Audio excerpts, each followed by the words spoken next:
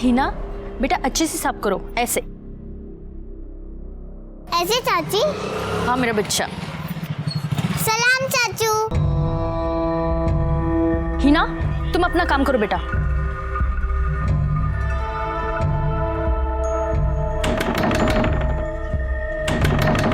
अरे आ रही हूँ बाबा। कितना टाइम लगाती हो तुम? किचन में थी ना। क्या कुछ भूले क्या? अरे मेरा बटुआ कहीं मिल नहीं रहा है, आधे रास्ते से आना पड़ा मुझे। तो यहीं कहीं होगा ना। देखो तुम भी देखो।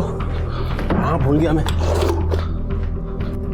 अरे कहाँ रख दिया मैंने? सुनो मैं कमरे में देखता हूँ, ठीक है? हाँ। तुम यहाँ ढूंढो। पोस्टमैन।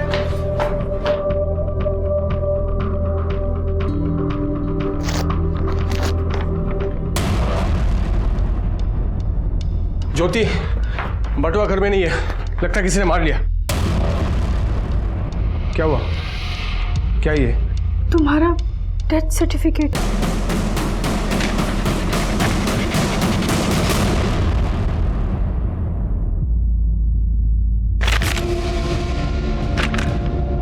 क्या है ये सब? हाँ? किसने किया ये सब? मुझे डेथ सर्टिफिकेट भेज दो, मुझे। अल्लाह करे तुम सबको दोज़ख नसीब हो। छोड़ूंगा नहीं किसी को मैं, एक एक को देख लूंगा, छोड़ूंगा नहीं। लेकिन तुम अपने मायके से वापस कब आ रही हो? मैं अपना ख्याल रख ही रहा हूँ। हाँ लेकिन घर पे कोई होना चाहिए ना कट कट करने के लिए। हाँ आ जाओ अब जल्दी। चलो चलो रखो phone. Bye bye bye bye. Sir एक आदमी आया है अपना ही डेथ सर्टिफिकेट लेके। क्या? साहब देखिए साहब, किसी ने मेरे नाम का डेथ सर्टिफिकेट भेजा है साहब। ये तो नकली है। इस पे यहाँ पे एक स्टैंप होना चाहिए, वो स्टैंप नहीं है। और डेट देखो, 1 महीने बाद की डेट डाली है इस। साहब मैं जानता हूँ किसने किया साहब, ये ना उस मुजाहिद का काम है साहब। उसे कसम खाई हुई है साहब, मुझे चैन से जीने नहीं देगा। क्यों? ऐसी क्या दुश्मनी है उसकी तुम्हारे साथ? असलम भाई, हाँ आप अंदर नहीं जा सकते हैं। अंदर नहीं जा सकता मतलब? मुजाहिर भाई ने मना किया है। क्या? साहब जब से मैंने ज्योति से निकाह किया, जबरदस्ती का पकड़ ले रहा है मुझसे, और तो मेरा किससे बटवा मार लिया साहब। तो उसकी कंप्लेंट लिखवाई है? नहीं सर, देखिए साहब, पहले बटवा फिर ये डेथ सर्टिफिकेट, ये हो क्या रहा साहब? सर ये माटुंगा पोस्ट ऑफिस से पोस्ट किया गया। साहब मैं कह रहा हूँ साहब, ये उस मुजाहिद का काम है साहब, ये उसका धमकी देने का तरीका है साहब, मैं बोल रहा हूँ। आपको लगता है आपकी जान को खतरा है? तो और क्या साहब? मतलब हो भी सकता है साहब। कंप्लेंट लिखवानी है उसके खिलाफ? हाँ साहब। गायकवाड़ तकरार नोंदन, जाइए जाइए। नमस्कार, मैं senior inspector Rajesh Jadhav, crime petrol Dastak के आज के इस भाग में आप सबका स्वागत करता हूं। मेरे पुलिस करियर में मैंने कई तरह के केसेस सॉल्व किए हैं, लेकिन ऐसा पहली बार हुआ था कि एक इंसान अपना ही डेथ सर्टिफिकेट लेके मेरे पास आया था। असलम बहुत ही परेशान था और परेशान होने की सारी वजहें उसके पास थी। क्या ये एक मजाक था या फिर एक धमकी या होने वाले अपराध की दस्तक? जब यह केस मेरे पास आया तब मैं नायगांव पुलिस स्टेशन में पोस्टेड था और इस केस को सुलझाने की जितनी कोशिश हम कर रहे थे, ये केस उतना ही उलझता चला जा रहा था। सर माटुंगा पोस्ट ऑफिस से कोई इन्फॉर्मेशन नहीं मिल पाई। बाहर जहाँ पोस्ट बॉक्स है वहाँ पे कोई सीसीटीवी कैमरा है नहीं, और वहाँ काफ़ी लोग आते जाते हैं, तो किसी ने ध्यान नहीं दिया। उस मुजाहिर के बारे में कुछ पता चला? सर उसके घर गए थे, उसकी बीवी ने कहा कि वो वडोदरा गया हुआ है। वडोदरा? नमस्कार, नायगांव पुलिस स्टेशन। क्या? आप कौन बोल रहे हैं? हेलो हेलो बोलिए। सर सर सर सर अभी अभी किसी का फोन आया था, वो बोला कि पुलिस स्टेशन में बॉम्ब है। क्या? गायकवाड़ एक काम करो, बॉम्ब स्क्वाड को तुरंत फोन लगाओ। कर दे, पुलिस स्टेशन रिकामा करा, विदाउट पैनिक सबको बाहर निकालो। हाँ सर। चलो सब लोग बाहर चलो। चलो चलो बाहर चलो। अरे चलो निकलो मैडम, बाहर चलो, बाहर निकलो। Hello, bomb squad.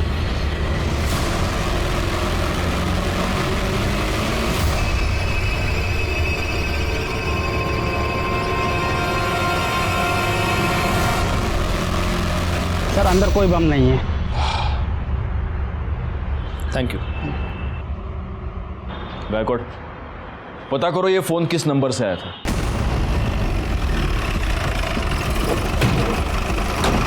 सर इसी होटल के नंबर से फोन आया था।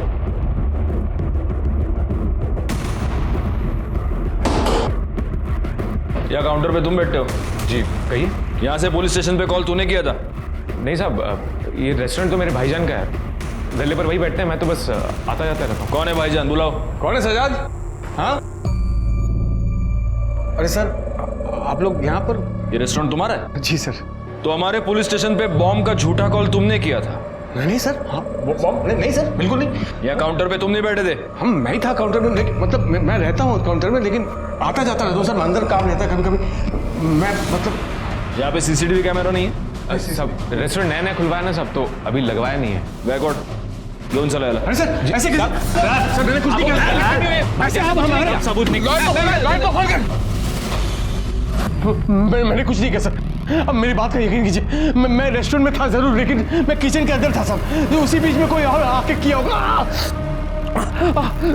सब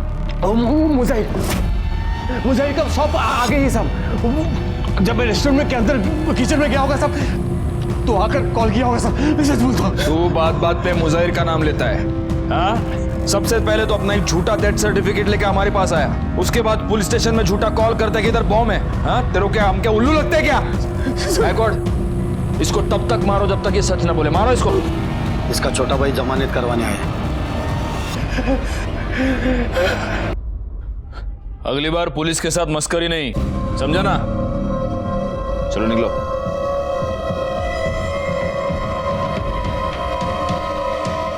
गायकवाड़, वो मुजाहिर तो यहां है ही नहीं, फिर भी असलम बार बार उसका नाम क्यों ले रहा है? जरा कंफर्म करो वो मुजाहिर बाहर है या नहीं। अम्मी, मैंने पूरा पार्ट प्लान कर लिया, अब मैं खेलने जाऊँ? ठीक है जाओ, पर जल्दी आना, ठीक है? सब आप मुजाहिर, आपको बताया तो था कि वो बड़ोदरा गए हैं। हमें आपके घर की तलाशी लेनी है। आप ऐसे तलाशी नहीं ले सकते। सर्च वारंट और कर ले, पूरा घर चेक करो। सर सब क्या हुआ? भाभी देखिए ना, ये घर की तलाशी ले रहे हैं और बार बार इन्हीं के बारे में पूछ रहे हैं। सर वो घर में नहीं है। मुजाहिर का नंबर दो। नंबर क्या? बोलो नंबर। सर, मुजाहिर की बीवी का कहना है कि वो बड़ौदा गया है, और जब परसों मुजाहिर का फोन स्विच ऑफ हुआ था, उसकी मोबाइल की लोकेशन मुंबई की थी। बीवी कह रही है कि वो बड़ौदा गया है और मोबाइल की लोकेशन मुंबई में थी। कहीं सच में ये मुजाहिर असलम को फंसाने की कोशिश तो नहीं कर रहा?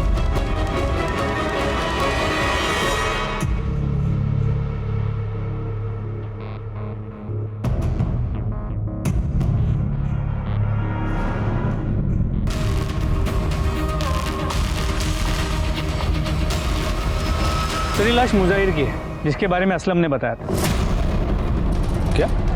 जी सर, इसके पॉकेट से इसका ये फोन भी मिला है। गला दबाकर मारा गया है और बॉडी की हालत देखकर ऐसा लग रहा है कि शायद 2-3 दिन हो गए। करड़े सर वहाँ ये पर्स मिला है।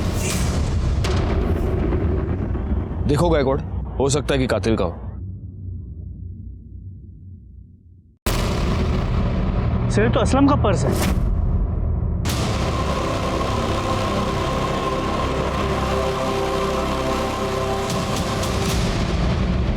अरे वो सिवैया बनाई थी, हिना को बहुत पसंद है ना, इसलिए। तुझे क्या हुआ? तू इतनी परेशान क्यों है? अरे कुछ समझ नहीं आ रहा है, एक तो इनका फोन नहीं लग रहा है और बार बार पुलिस भी चक्कर लगा रही है। तू परेशान मत हो, कर देंगे वो फोन।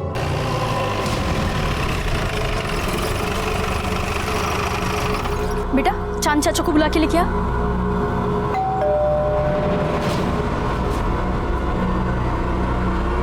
क्या बात है सर? ये वॉलेट तुम्हारा है? जी मेरा ही है सर, शुक्रिया। कहाँ मिला आपको सर? मुजाहिर अंसारी की लाश के पास।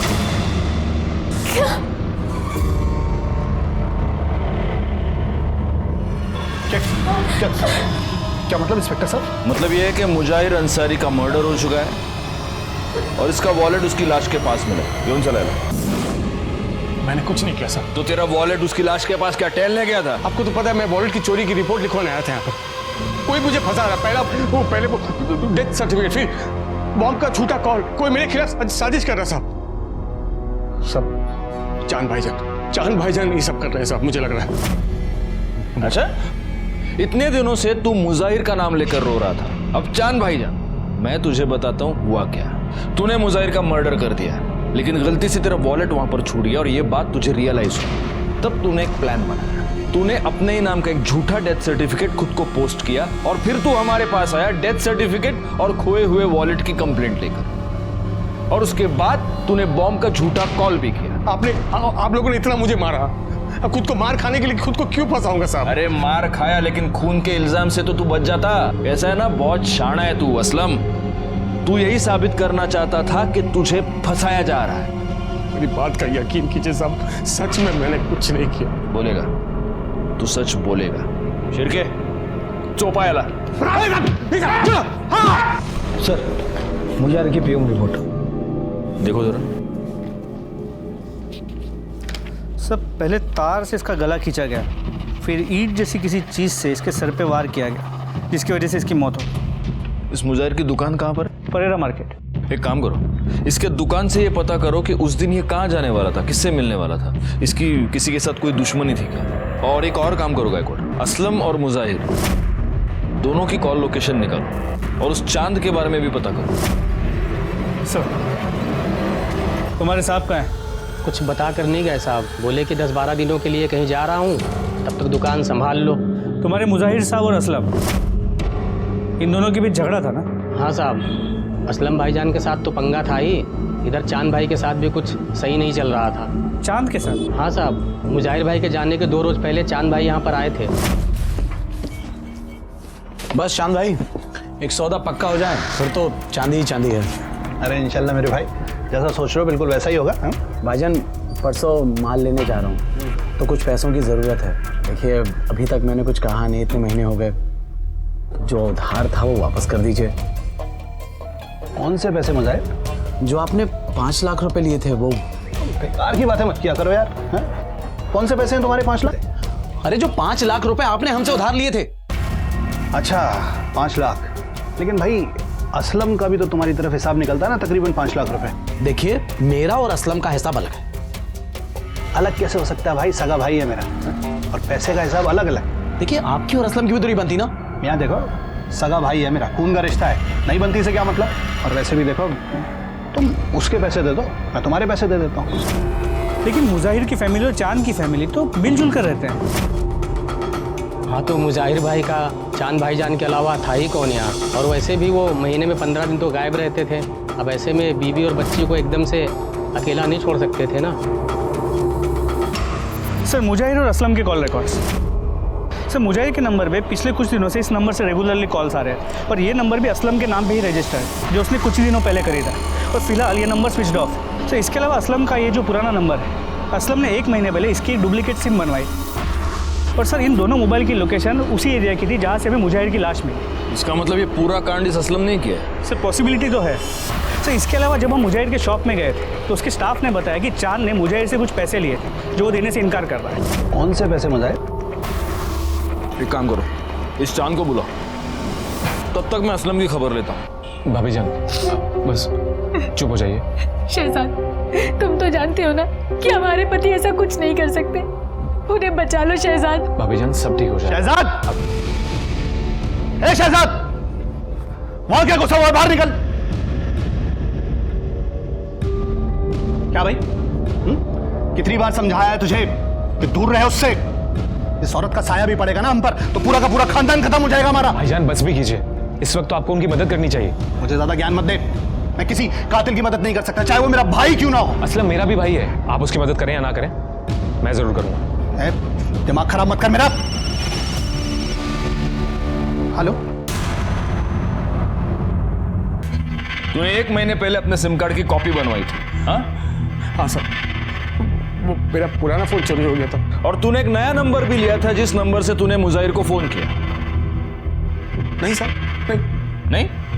तो वो सिम कार्ड तेरे नाम पे कैसे? वही तो साहब, मुझे खुद नहीं पता साहब कैसे। तुझे कुछ भी नहीं मालूम होता असलम? हाँ, तुझे ये तो पता है ना कि उस दिन तू वहां गया था, क्योंकि तेरे मोबाइल की लोकेशन उसी जगह की है जहां पर हमें मुजाहिर की बॉडी मिली। क्या करने गया था उधर? साहब वो बहुत दिनों से मुझे एक आदमी का फोन आ रहा था, अफजल शेख नाम का।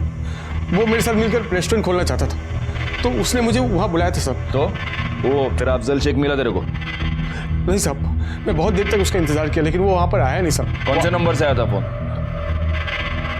लैंडलाइन नंबर से। कर दे, ऐसा फोन दे, दिखा तेरे फोन में, दिखा कौन सा नंबर है, दिखा। जी सर। सर, इसका बड़ा भाई चांद है।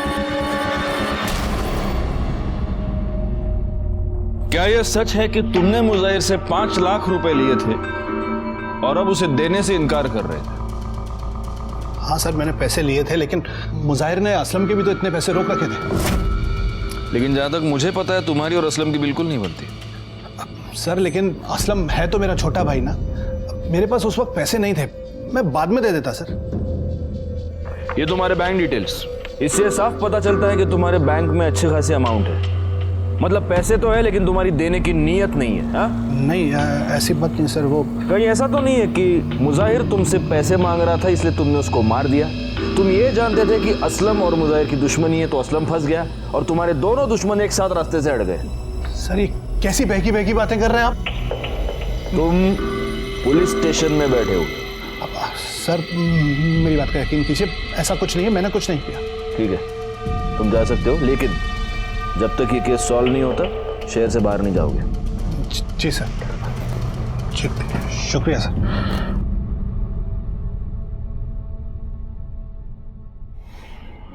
सर असलम था छोटा बवाल है, उसकी जमानत करवाने।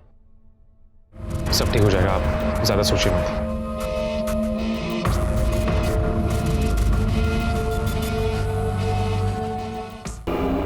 काम हो जाएगा। हाँ हो जाएगा। सुनो, मुझे थोड़ा टाइम लग जाएगा घर आने में। असलम, आज ना जल्दी आना, मैंने मंदिर में तुम्हारे नाम का हवन रखा है। अरे तुम क्यों इन सब चीजों में पड़ी हो? तुम देखो मेरी बात सुनो। अरे ऐसा कुछ नहीं है। मैंने कहा था ना किसी की बुरी नजर है तुम्हारे ऊपर। देखिए, मैंने ही बुलाया आप लोगों को, कोई मारना चाहता ही नहीं और आप लोग ही इन्हीं में शक कर रहे हैं। 1 मिनट, असलम तुमने हमें वो जो लैंडलाइन नंबर दिया था वो अफजल शेख, वो तो माहिम के किसी पीसीओ का नंबर है। सच में मुझे कुछ नहीं पता। अब खुद देखिए, कोई मुझे मारना चाहता है। कैसे हुआ ये सब? साहब हॉस्पिटल के पास ही एक्सीडेंट हुआ, तो वो तो अल्लाह का शुक्र है साहब कि कोई आदमी समय रहते यहाँ पहुँचा गया। बहुत चोट तो नहीं लगी है तुम्हें? कहीं ऐसा तो नहीं कि खुद अपना एक्सीडेंट करवा लिया तुमने? सब अगर मैं मर जाता ना इस हादसे में, तब आपको यकीन होता कि कोई मेरे साथ खेल खेला। नहीं, अब वो तुम्हारा मुजाहिर तो रहा नहीं, तुम्हारे चांद भाईजान की तो हम तहकीकात कर ही रहे हैं। तो अब कोई और ऐसा है जिसके ऊपर तुम ब्लेम डाल सको? हाँ, मेरा पहला पति पवन मोरे, वही ये सब कर रहा है। तुम्हारा पहला पति? क्यों करेगा वो ऐसा? बहुत ही घटिया इंसान है वो सर। बहुत मारता था मुझे, बहुत पीटता था।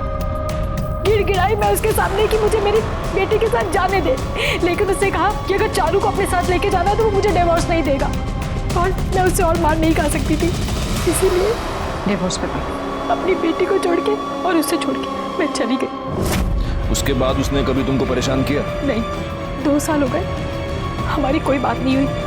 तो अब अचानक वो ये सब क्यों करने लगा? अगर वो नहीं कर रहा तो फिर कौन कर सकता है? कौन हमारा दुश्मन हो सकता है? उसका पुराना नंबर और पता लिखवा लो। गायकवाड़, इस पवन के बारे में पता करो। जहां पर असलम का एक्सीडेंट हुआ वहां का सीसीटीवी फुटेज निकालो और देखो इस पवन का इस सब के साथ कुछ कनेक्शन है क्या। पापा आराम से, खींच रहा है। क्या तू हमेशा भूत बन के घूमती रहती है? हाँ, ख्याल रखा करना अपना। पापा मैं बड़ी हो गई हूँ, खुद से कर सकती। बहुत बड़ी हो गई ना तू। पवन मोरे जी कहिए। ज्योति को जानते हैं? ओ, उसी ने भेजा ना आपको मेरी बेटी को लेने के लिए? वो मर भी जाएगी ना तो भी मैं मेरी बेटी को उसके पास नहीं भेजूंगा। बहुत मरने मारने की बातें करते हैं आप, कहीं सच में तो किसी को मार नहीं दिया? ज्योति के पति असलम पे मर्डर का इल्जाम है और हाल ही में उसका एक्सीडेंट भी हुआ, और ज्योति को लगता है कि ये सब आपने किया है या करवाया है। तो शादी कर ली उसने? अच्छा है, उसे मेरी तरफ से मुबारकबाद दीजिएगा। ज्योति ने हमें बताया है कि पहले आप उसे बहुत मारा पीटा करते थे। सर जानते नहीं आप उस औरत को, बहुत ऊंची चीज है वो। और वैसे भी क्या हो गया अगर पति ने कभी थप्पड़ मार दिया तो कौन सी बड़ी बात हो गई? बहुत बड़ी बात हो गई। चलिए हमारे साथ। देखिए साहब, मेरी बच्ची बीमार है, मैं आपके साथ कहीं नहीं जा सकता। वैसे मैं बहुत परेशान हूँ, आप ज्योति से जाके कहिए कोई नया तमाशा ना खड़ा करे। क्या हुआ तुम्हारी बेटी को? मुझे कैंसर हुआ है। नहीं बेटा, ऐसे नहीं कहते। कुछ नहीं होगा तुझे, कुछ नहीं होने दूंगा मैं तुझे। ये रही मेरी बेटी की रिपोर्ट्स। अपनी बच्ची को देखूं या उसकी बीमारी को, डॉक्टर, दवाई, हॉस्पिटल, घर, सब परेशान हो गया हूं मैं। देखिए सर, आप प्लीज यहां से जाइए। अगर आपको मेरे खिलाफ कोई भी सबूत मिले ना तो आप फोन कीजिएगा मुझे सामने से, मैं खुद आके मिलूंगा आपको। ठीक है, अभी के लिए हम जा रहे हैं, लेकिन अगर जरूरत पड़ेगी तो फिर आएंगे। पर हाँ, शहर छोड़ के कहीं मत जा। सर, जहाँ पर असलम का एक्सीडेंट हुआ था वहाँ की CCTV फुटेज।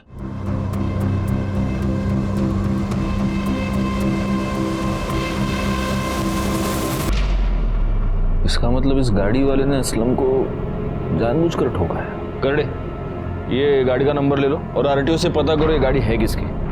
सर मैं पवन से मिलकर आया और उसके बारे में उसके एरिया में पूछताछ भी की। ये पवन मोरे आदमी कैसा है? खूब किरकिर कर तो साहब, तो छोटी छोटी बातों में पंगा लेता रहता है। उसका अपनी बेटी के साथ रिश्ता कैसा है? बेटी तो जान है उसकी। उसी बेटी के लिए यहाँ के बच्चों के साथ हमेशा लड़ता रहता है। वैसे वो काम क्या करता है? सर वो सॉफ्टवेयर इंजीनियर है और अंधेरी में उसका ऑफिस है। सर उसकी बेटी को कैंसर है, मैंने इस बात को डॉक्टर से क्रॉस चेक भी किया। हाँ, उसकी बेटी चारू को कैंसर है। उसका ट्रीटमेंट पिछले 1 महीने से मेरे पास ही चल रहा है। तो उसने कहा है कि अगर उसके खिलाफ कोई भी सबूत मिलता है वो खुद पुलिस स्टेशन आ जाए। अगर इस सब में उसकी इन्वॉल्वमेंट है तो सबूत तो जरूर मिलेगा, नजर रखना उस पर। सर मैंने गाड़ी के बारे में RTO से पता किया, वो गाड़ी किसी अमित की है। उसके घर जाके देखा तो वो घर में नहीं था और उसका फ़ोन भी बंद आ रहा है। गायकवाड़, इसका नंबर सर्विलेंस पे डाल दो और जैसे ही ऑन हो उठा लो उसको।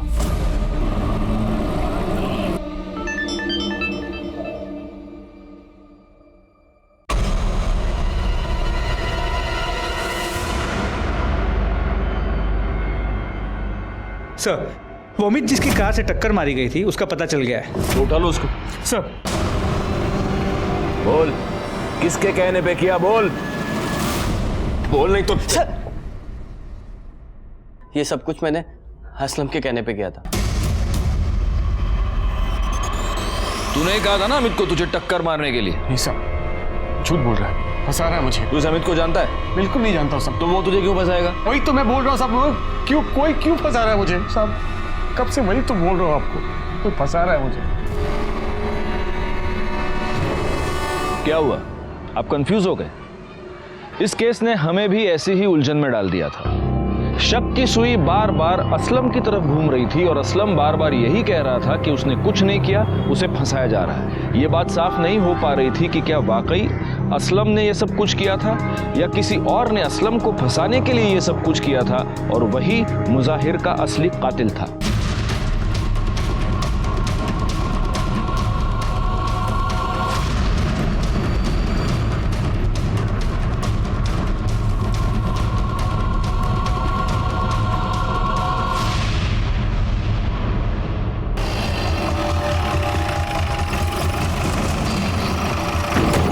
फोन तुमने किया था? जी सर। कहाँ है लाश?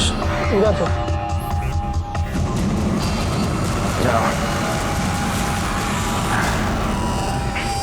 निकालो बाहर। सबसे पहले तुमने देखा था बॉडी? जी सर, मैं यहाँ से निकल रहा था तो बदबू बहुत आ रही थी तो मैंने देखा तो यहाँ लाश था।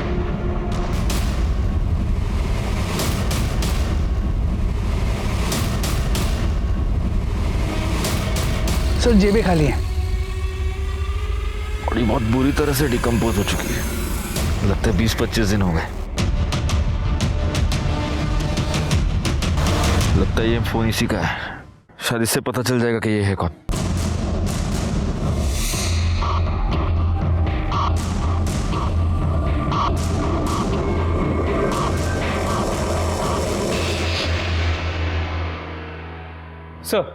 शमशान के पास जो डेड बॉडी मिली थी उसकी पोस्टमार्टम रिपोर्ट के मुताबिक ये बॉडी किसी 30 से 35 साल के आदमी की मौत की वजह सर पे किसी भारी चीज से वार किया जाना है। सर स्कल फ्रैक्चर हुआ और मौत को करीब 1 महीना हो चुका है। सर इसके अलावा एक इंपॉर्टेंट बात ये भी पता चली है कि इस बॉडी के पास जो फ़ोन मिला था वो असलम का था।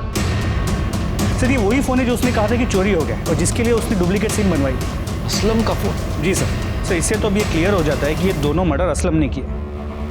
गायकवाड़, जरा सोचने वाली बात है। एक आदमी किसी का खून करके अपना मोबाइल फोन वहीं पे छोड़ के चला जाता है और ऐसी गलती वो एक बार नहीं बार बार करता है। ये कैसे पॉसिबल है? कहीं सच में ऐसा तो नहीं कि कोई असलम को फंसाने की कोशिश कर रहा है? और अगर ऐसा है तो जो असलम को फंसाने की कोशिश कर रहा है उसी ने ये 2 मर्डर्स किए। सबसे पहले तो हमें ये पता लगाना होगा कि ये लाश किसकी है। एक काम करो, जहां पे लाश मिली उसके आसपास के सारे पुलिस स्टेशंस में ये पता करवाओ कि क्या पिछले 1 महीने में इस एज ग्रुप के किसी बंदे की मिसिंग कंप्लेंट आई है। हमें ये तो पता चले कि आखिर वो है कौन जो असलम को फंसा रहा है।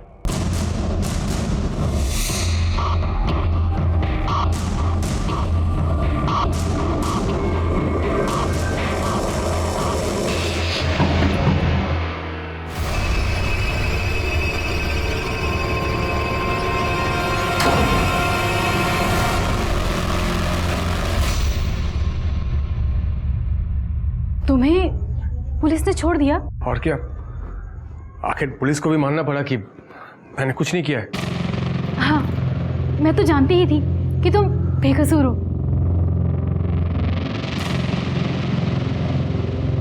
सर आसपास के पुलिस स्टेशन से पता किया 30 से 35 साल के आदमी की कुछ मिसिंग कंप्लेंट्स आई तो है। ये जितनी भी मिसिंग कंप्लेंट्स आई है उन सब के परिवार वालों के डीएनए को इस लाश के साथ मैच करके देखो, पता तो चले ये है कौन। तो हमें ये भी पता चल पाएगा कि उसमें और मुजाहिर में क्या कॉमन है और ऐसा कौन सा आदमी है जो इन दोनों को मारकर असलम को फंसाना चाहता है। और एक काम करो, असलम के आसपास जितने भी लोग हैं उन सब के बारे में पता करो, उनके कॉल डिटेल्स, उनके सारे रिकॉर्ड्स मुझे चाहिए। वो जो भी है उसके चेहरे से अब नकाब उतरने ही वाला है।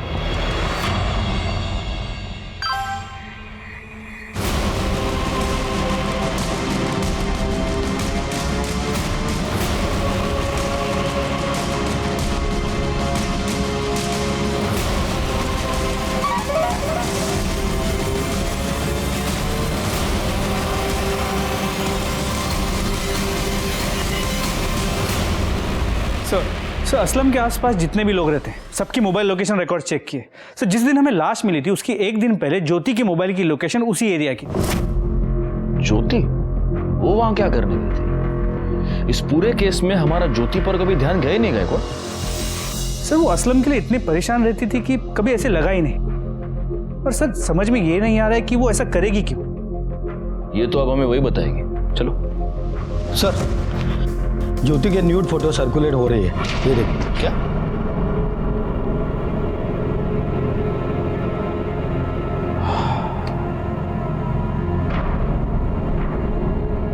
गायकवाड़, ये जो बंदा इसके साथ है ये असलम नहीं है, क्योंकि असलम के यहाँ गर्दन पर, यहाँ पर वो काला निशान है। देखो, इस बंदे के यहाँ तो से कुछ भी नहीं है। सब मतलब ज्योति का किसी के साथ कोई चक्कर चल रहा था और इसीलिए असलम को रास्ते से हटाने के लिए वो ये सब कर रही। और ये भी हो सकता है कि अब असलम वापस आ गया तो इस बंदे ने गुस्से में आकर ज्योति के फोटोग्राफ सर्कुलेट कर दिए। अब तो इस ज्योति से मिलना ही होगा। चलो।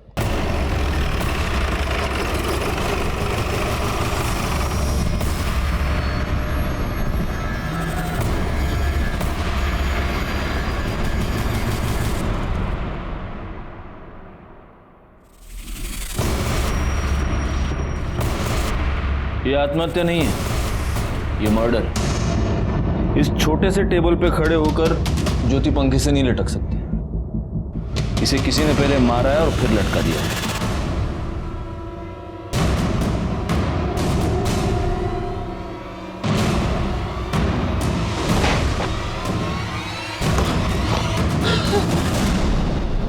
ज्योति!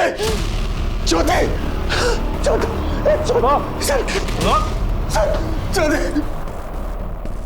अभी क्यों चौंक रहा इतना? हाँ?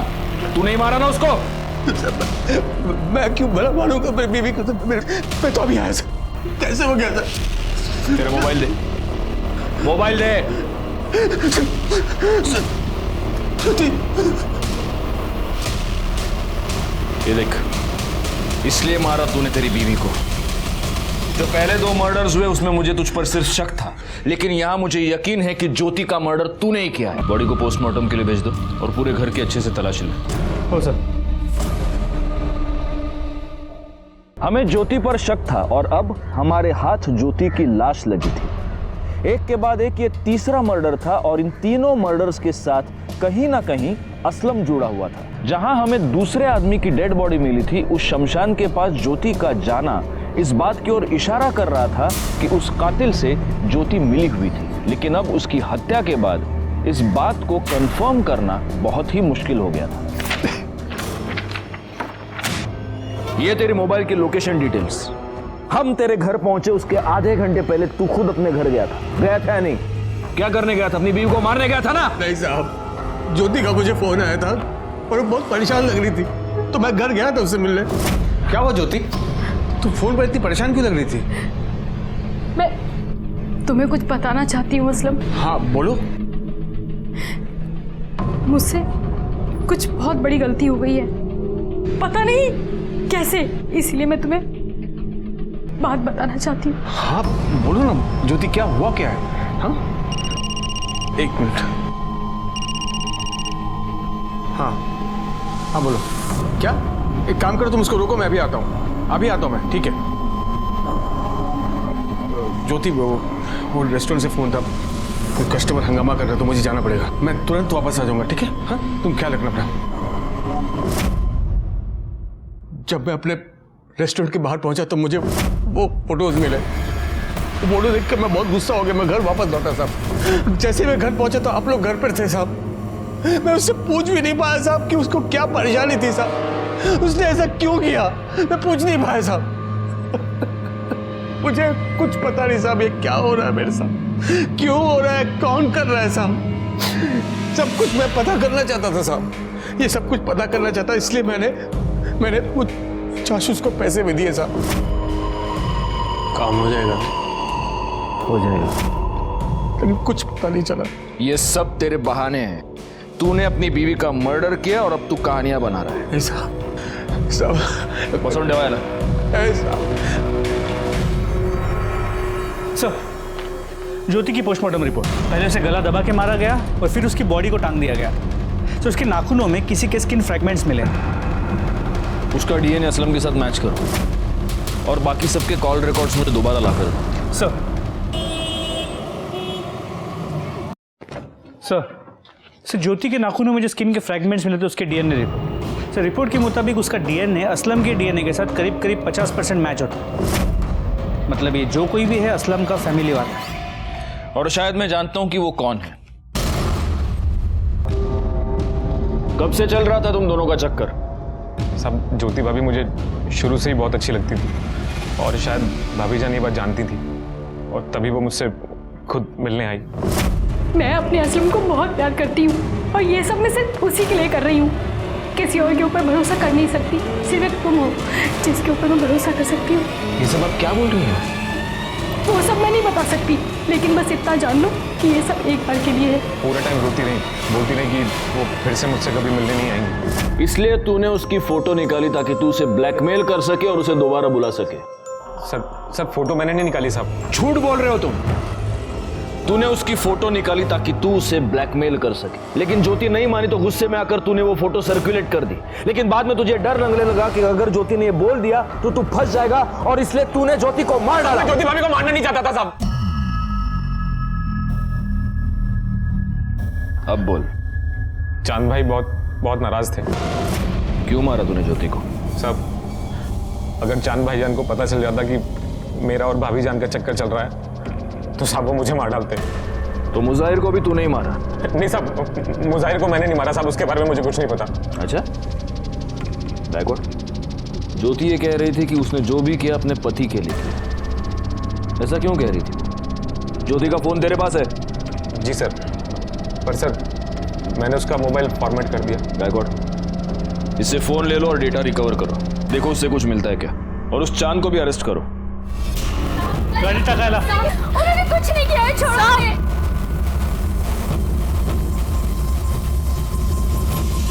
सर, ज्योति के फोन का डेटा रिकवर हो गया।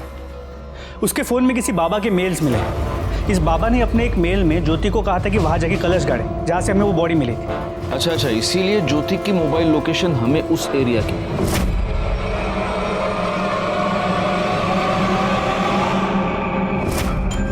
और जब ज्योति वहां से कलश गाड़ के निकली तो इसी आदमी ने उस गड़ी हुई लाश को थोड़ा सा बाहर निकाला होगा। लेकिन गायकवाड़, ज्योति इस बाबा को मिली कहां? सर, ज्योति को बाबा नहीं मिला, बल्कि बाबा ने ज्योति को ढूंढा था। पहला मेल इस बाबा ने भेजा। उसी ने ज्योति को किसी पराये मर्द के साथ संबंध बना के फोटो निकाल के भेजने के लिए कहा था। क्या? जी सर, और इन फोटोज को उस बाबा ने सर्कुलेट किया। उसने ज्योति से कहा था कि ऐसा करने से उसके पति के जो भी प्रॉब्लम्स हैं वो सब टल जाएंगे और उसकी बेटी की बीमारी भी ठीक हो जाएगी। एक मिनट, लेकिन इस बाबा को कैसे पता चला कि ज्योति की बेटी बीमार है? एक काम करो गायकवाड़, इस मेल का सोर्स ढूंढ निकालो।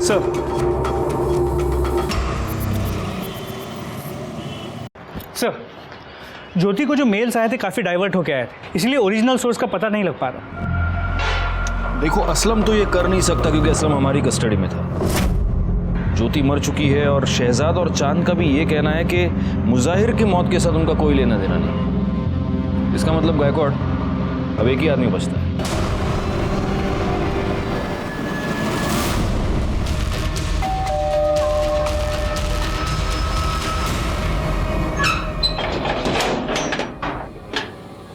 आप लोग? सर्च वारंट गायकवाड़ कर दे, कमाल लगा।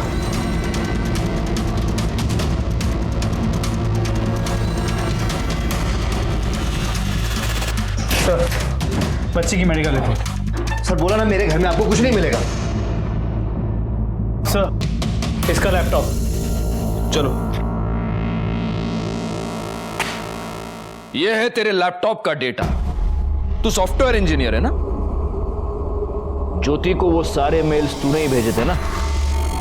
हाँ सर, मैं मानता हूँ। मैंने ही ज्योति को बाबा बन के मेल्स किए थे। तेरी बेटी चारू, उसको कैंसर है ही नहीं। तूने हमसे भी झूठ बोला और डॉक्टर से भी, है ना? हमने लैब से पता कर लिया। हाँ सर, मानता हूँ। तो अब ये भी मान ले कि ये सारे खून भी तूने किए। खून? नहीं सर, मैंने किसी का कोई खून नहीं किया। अच्छा, कर दे, घेऊन या। बोल रहे, जानता है क्या इसको? हाँ सर, इसी आदमी ने मुझे पैसे दिए थे असलम को उड़ाने के लिए। सर बता दो सर। हाँ सर, मैं मानता हूँ मैंने असलम को फंसाने के लिए ये सब कुछ किया। सबसे पहले मैंने असलम का मोबाइल चोरी करवाया, फिर एक अनजान आदमी को मारकर, लेकिन उस लाश की तो किसी ने खबर भी नहीं ली। फिर मैंने मुजाहिर को अपना टारगेट बनाया, जिसका असलम से पहले से ही झगड़ा चल रहा था। फिर असलम का पर्स चोरी करवाकर उसकी आईडी कार्ड से एक नया नंबर लिया और मुजाहिर को कॉल करके कपड़ों के बिजनेस के सिलसिले में एक जगह पर बुलाया और कहा कि बिजनेस के सिलसिले में वडोदरा जाना, और वो मान भी गए। बड़ौदा के लिए ये कौन सी रोड है? क्या हुआ पवन भाई? गाड़ी पंचर हो गई। अच्छा, मैंने ही आप लोगों को असलम के रेस्टोरेंट से फोन करके बोला आपके पुलिस स्टेशन में बॉम्ब है। ये सब क्यों किया तूने? ज्योति के लिए। हम अकेले जिंदगी कट नहीं रही थी मुझसे। दूसरी शादी करने की कोशिश की लेकिन नहीं हुई। अकेला बाप कब तक एक बच्ची को संभालेगा? मैंने सोचा ज्योति को अगर गैर मर्द से रिलेशन बनाने को बोलूंगा तो थक हार के वो मेरे पास ही आ जाएगी, और मेरे अलावा उसका था भी कौन जिससे वो ये गलत काम करती। लेकिन वो अपने देवर के पास चली गई, इसलिए मैंने गुस्से में उसकी फोटो सर्कुलेट कर दी। तेरे इस चक्कर में तूने अपनी बच्ची से उसकी माँ भी छीन ली और उसका बाप भी, और मुजाहिर की बेटी को भी यतीम कर दिया। इसके खिलाफ चार्जशीट फाइल करो। हमारी पूरी छानबीन के बाद हमें यह पता चला कि पवन ने पहले जिस आदमी का खून किया था उसका नाम था विनोद राणे। सबसे बड़ा सवाल यह है कि क्या किसी ने भी इन अपराधों की दस्तक को नहीं सुना? मुजाहिर एक अनजान आदमी के फोन कॉल पर उसके साथ बड़ौदा तक जाने के लिए तैयार हुआ। पवन ने बाबा बनकर ज्योति को किसी गैर मर्द के साथ संबंध बनाकर अपनी तस्वीर लेने के लिए कहा। क्या ज्योति ये नहीं जानती थी कि ऐसा करके वो बहुत बड़ी मुसीबत में फंस जाएगी? अपराध हमेशा हमारी ओर दबे पांव आता है और इसीलिए जरूरी यह है कि हम उसकी दस्तक को सुने। जो ऐसा नहीं कर पाते वो फंस जाते हैं। मैं सीनियर इंस्पेक्टर राजेश जाधव आपसे विदा लेता हूं। दोबारा मिलूंगा, तब तक सतर्क रहिए और देखते रहिए क्राइम पेट्रोल दस्तक, क्योंकि मकसद बताना नहीं, बचाना है। जय हिंद।